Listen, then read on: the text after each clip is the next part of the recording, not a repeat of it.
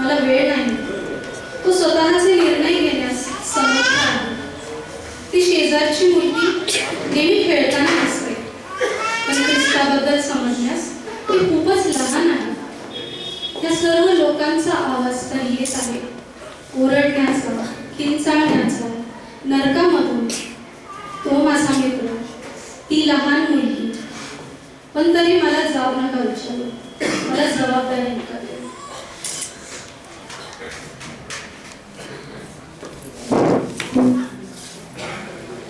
या 21व्या शतकामध्ये आपण सर्वजण आपापल्या जीवनामध्ये व्यस्त असतो. इतके की दररोज कितीतरी लोक आपल्या भोवती येतात, पण त्यांना येशूबद्दल सांगण्यास आपल्याला वेळही मिळत नाही. अशा लोकांपर्यंत जर येशूचे नाव पोहोचले नाही तर त्यासाठी आपणच जबाबदार आहोत. या सगळ्यांसाठी आपण कसे जबाबदार यावर आधारित रेस्टोरेशन सेंटर यूथ ग्रुप प्रस्तुत करत आहे एक नाटिका, नरकामधून आलेले पत्र. चलो सुटलो यार एक तास. किती बोर केला क्लास मध्ये तिने आज. किती बोर करते यार. काय बोर करते ती यार. काय शिकवते काय कळतच नाही. काय बोलायचं जाऊ दे.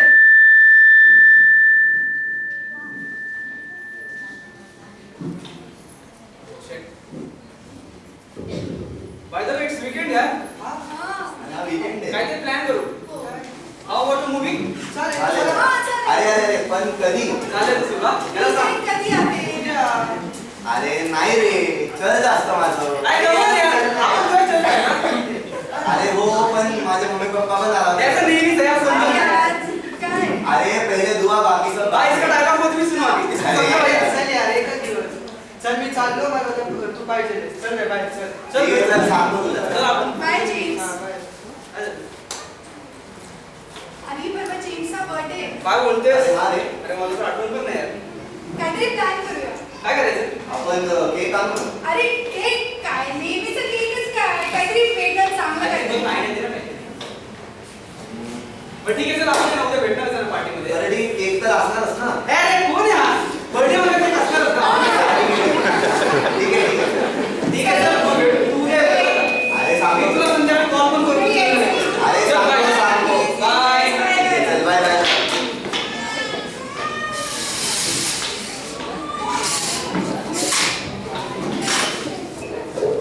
डेव्हिड, जेम्स आणि सौरभ हे एकाच वर्गामध्ये शिकणारे मित्र. प्रत्येक वीकेंडच्या प्लॅनमध्ये डेव्हिड नसतोच. चर्चमुळे त्याला कुठेही जाता येत नाही. सर्व मित्र यावरून नेहमीच त्याची थट्टा करतात. आता आपण बघूया दुसऱ्या दिवशी चर्चला जाण्याआधी डेव्हिडच्या घरी.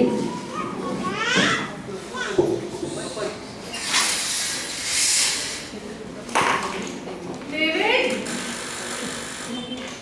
अरे डेव्हिड. हो मम्मी. चर्चला जायचंय. हो मम्मी. तुमचं काय होत असतं सकाळ संध्याकाळ. पेपर वाचत नाही. त्यांचं नाही डाऊन वगैरे चलतं. हा आलो. डेव्हिड 4 वाजले. हो थांब ना. उठ पहिले. हो थांब ना. उशीर होतोय आपला. अरे अरे नुसता फोन फोन फोन दिवसभर फोन. अरे काय मग एकच लेवल राहिली होती. पहिलं तयार होतो. अरे यार.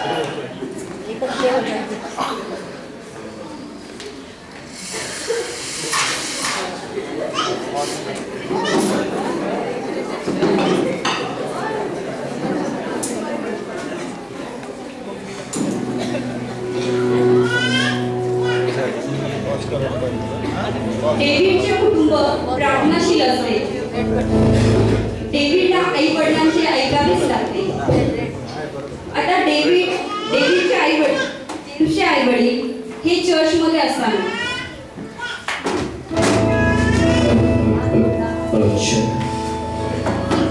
Then sings my soul, my Savior to thee.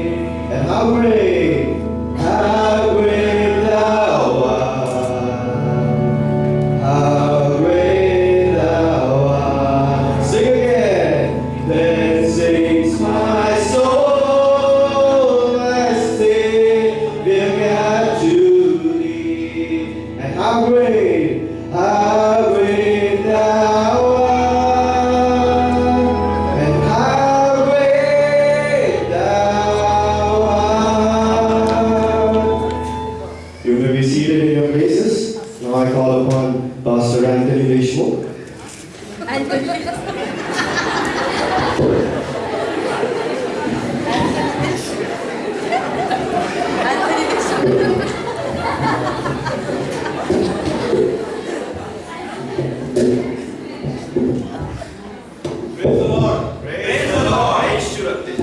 आजची परिस्थिती तुम्ही एकदमच चांगली होती. ब्रदर राहू, देव तुम्हाला आशीर्वाद देऊ.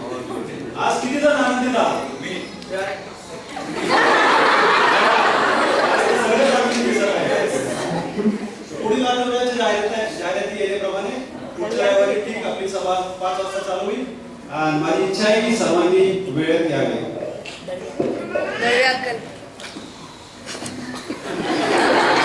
आज आपल्यामध्ये किती जण नवीन आलेले आहेत त्यांनी आपल्या जागेवर कृपा करून करावे.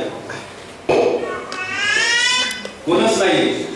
अप्रत्यक्षरित्या आपल्याला हे आव्हान आहे की आपण प्रत्येक जणांना येशूची सुवार्ता सांगितली पाहिजे आणि आपण हे आपलं कर्तव्य म्हणून समजलं पाहिजे की त्यांना आपण दर रविवारी येशूच्या मंदिरात घेऊन यायला पाहिजे.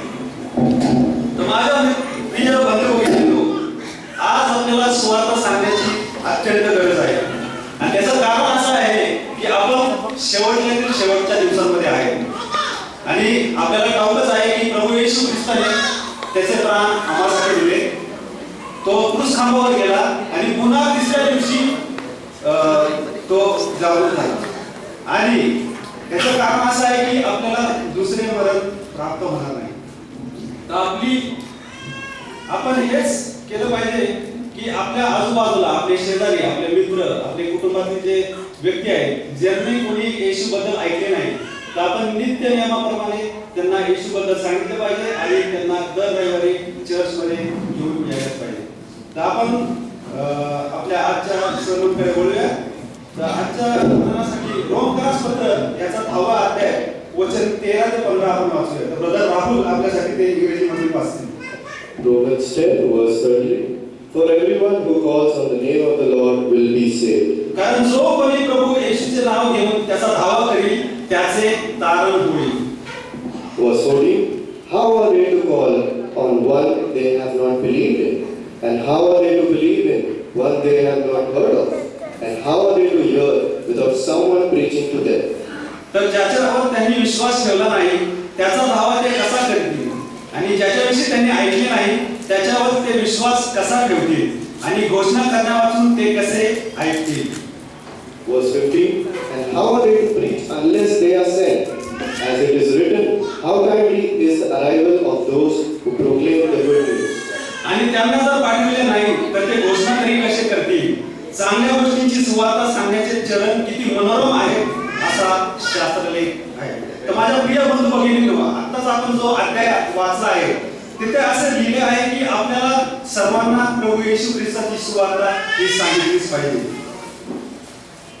या अध्यायामध्ये आपल्याला अजून एक कळतंय की प्रत्येकाला आपल्याला दुसरे मरण जर वाचवायचं असेल तर आपण प्रभू येशू ख्रिस्ताची सुवार्ता सगळ्यांना सांगितली पाहिजे. कारण दुसरा मृत्यू जो आहे तो आहे त्याच्यासाठी नरक हा आहे. आणि जर तुम्ही पाहिलं तर नरकामध्ये अग्नी आहे आणि तिथं अत्यंत भयंकर अशा पीडा आहेत. आणि जर एखादी व्यक्ती त्या नरकामध्ये गेली तर तिथून परत येणे अशक्य आहे. तर जर तुम्हाला स्वार्थीपणाने जर जगायचं नसेल तर तुम्ही प्रत्येक जणांना येशूची माहिती सांगितली पाहिजे आणि त्यांना सुवार्ता सांगितली पाहिजे. तर तुमची अशी इच्छा आहे का की ते तुमच्या जवळचे जे आहे त्यांनी या नरकामध्ये जावे? नाही. तर तुम्ही नित्य कुणाला तरी प्रभू येशू ख्रिस्ताबद्दल माहिती सांगितलीच पाहिजे. आपण प्रार्थना करूया. स्वर्गीय पिता, तू आम्हाला तुझा पुत्र येशूबद्दल सांगण्यास धैर्य दे आणि बुद्धी दे. प्रभू येशू ख्रिस्ताच्या नावाने मागितले म्हणून तो आहे. आणि आधीच जाहीर केल्याप्रमाणे आज जे आपला वाढदिवस किंवा लग्नदिन साजरा करत आहे कृपा करून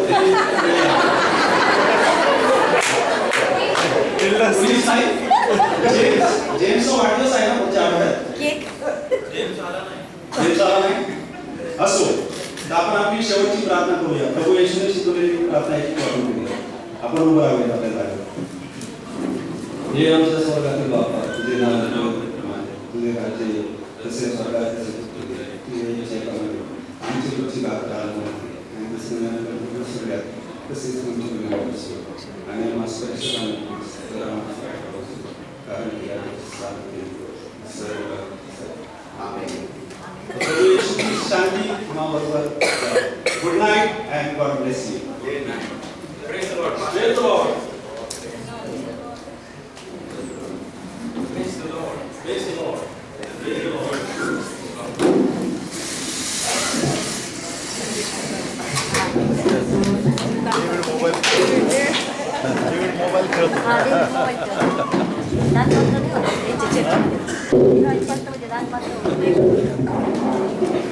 मिनी व्हर्जन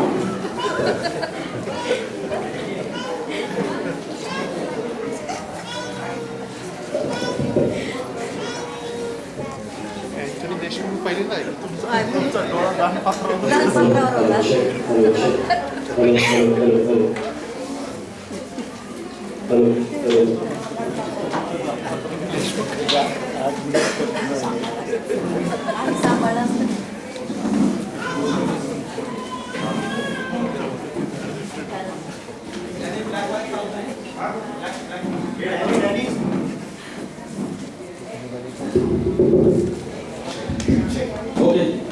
Danny 5. कसं बनवलं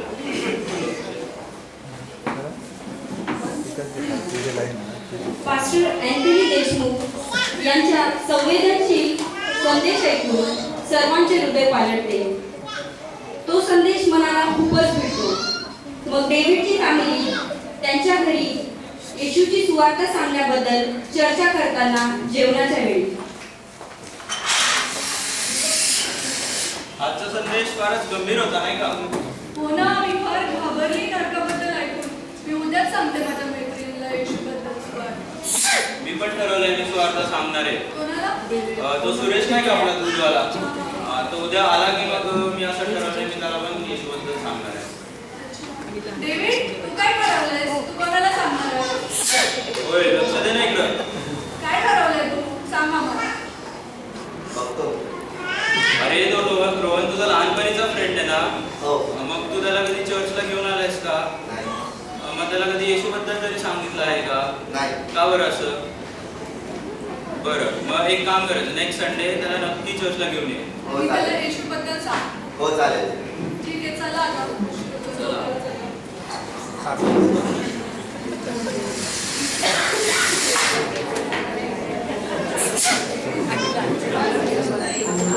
डेव्हिडचे आई वडील ठरवतात की आपण कुणाला तरी सुवार्ता सांगू.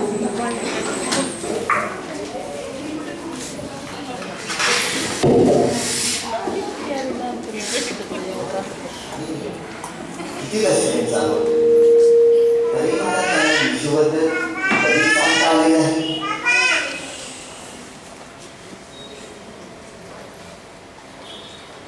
रोहन आणि मी किती वर्ष चालू तरी मला त्याला येशूबद्दल कधीच सांगता आले नाही.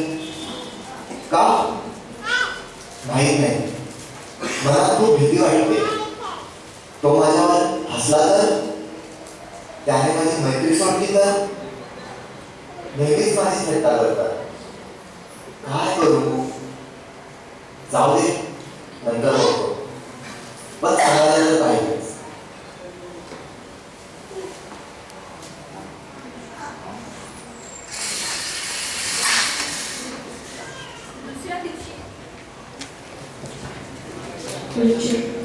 दुसऱ्या दिवशी सकाळी आदल्या रात्री ठरवल्याप्रमाणे डेव्हिडचे आई वडील, डेव्हिडची आई, त्याच्या मैत्रिणी व डेव्हिडचे वडील त्यांचा दूधवाला यांना सुवार्ता सांगण्याचा प्रयत्न करतात.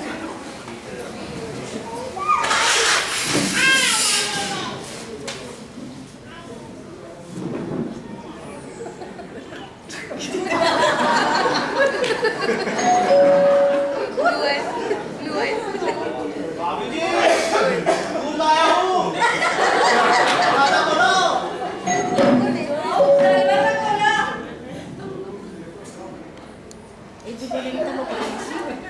नुसतं पेपर दरवाजा वाजतोय ना किती वेळचा? मीच करायचं का? एक मिनिट थांबा. अहो वहिनी, पाणी आलं का तुमच्याकडे? हा, एक मिनिट थांबा मी आणते. ओ, दूधवाला आलाय जरा बघा. बरं झालं. अरे सूरज भाई, आपके पास 2 मिनट है क्या? जरा अंदर आइए ना. बैठिए. क्या आपने कभी ईसा मसीह के बारे में सुना है? ईसा? अहो जोशी वहिनी, जरा इकडे या ना. मला ना तुमच्या दोघींना येशूबद्दल सांगायचं आहे. अहो ते सोडा हो. आमच्याकडे पाणीच नाही, तुम्ही काय येशूबद्दल सांगता? पाणी आमच्याकडे आलंय. आमच्याकडे आता पण पाणी नाहीये. आताच काम केलं मी. ते जाऊ द्या. तुम्हाला माहिती का येशू वहिनी, त्यांनी 4 तोळ्याचं मंगळसूत्र घेतलंय.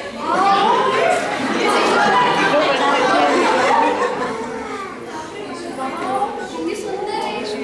अजून हे बघा.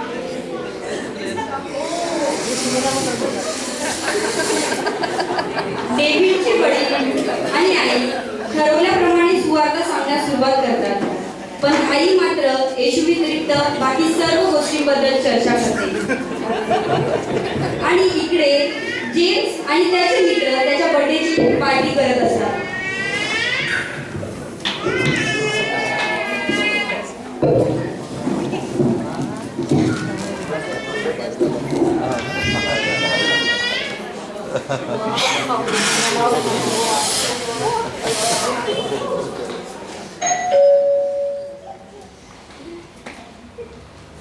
Happy birthday, James. Thank you. अरे भाई happy birthday. Thank you, yes, thank you. भाई मेरे हैप्पी बर्थडे. अरे, thank you. बैठ ना. अरे केक दे ना, केक कापून. आपणारच आहे ना काय? पाहिजे रे? की कामाच्या बाबतीत काय प्रार्थना वगैरे? प्रार्थना तुम्ही करता काय कर ना? अरे, नको, मला पण नको. बोलू दे. कशी असते तुमची प्रार्थना? अरे नको राहू दे. अरे सांग ना काय येशू कोण आहे? ख्रिस्तीचं काय सांग ना मला काय आहे? अरे मी काय म्हणतो, उशीर होता, केक काप असं ना. ना. Happy birthday to you. Happy birthday. Thank you, dear James. Selfie Happy birthday. काय इकडे राहतो तुम्ही? देखो WhatsApp पर. हा. चलो. Bye bye. यो.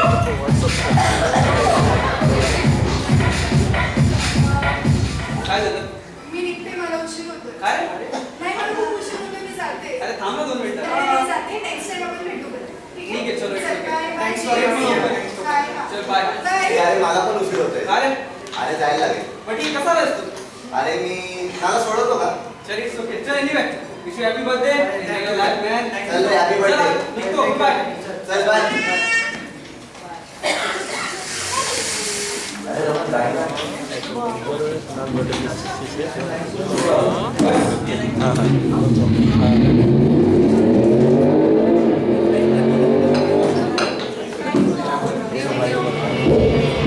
अरे जरा हळू चालव. अरे ठीक आहे, मला माहिती आहे. अरे हळू, अरे हळू, अरे पुढं बघ, पुढं बघ.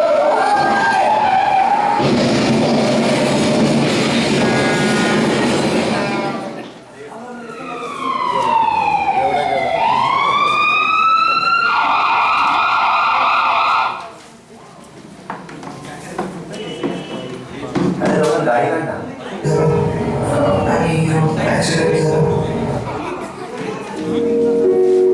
अरे जे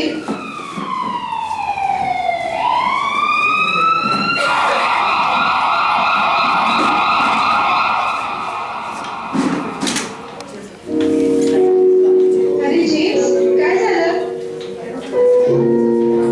डेव्हिड आणि रोहनचा ऍक्सिडेंट झाला आणि रोहन गेला.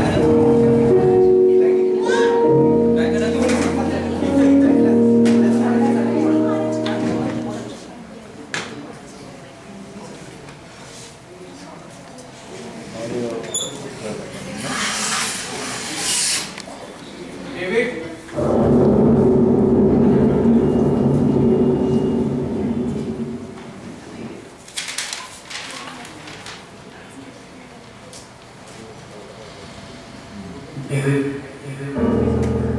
माझ्या प्रेम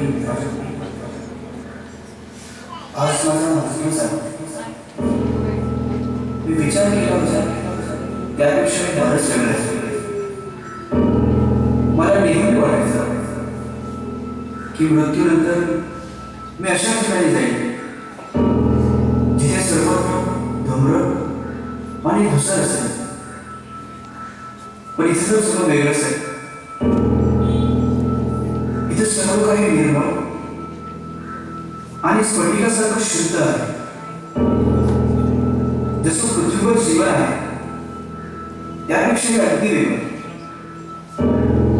मी विचार करू शकतो, बोलू शकतो, इतकंच नाही तर मला जाणे देखील होते. अपघात झाल्यावर एका क्षणात माझी आत्मा माझ्या शरीरापासून वेगळी झाली. मी माझं रक्तकपाळ झालेलं शरीर पाहू शकत होतो. तो खूपच वेदनादायक अनुभव होता.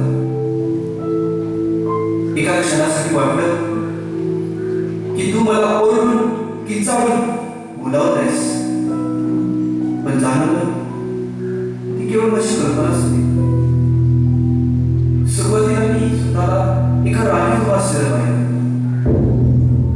तिथे असं काही नोंदी चालू होती.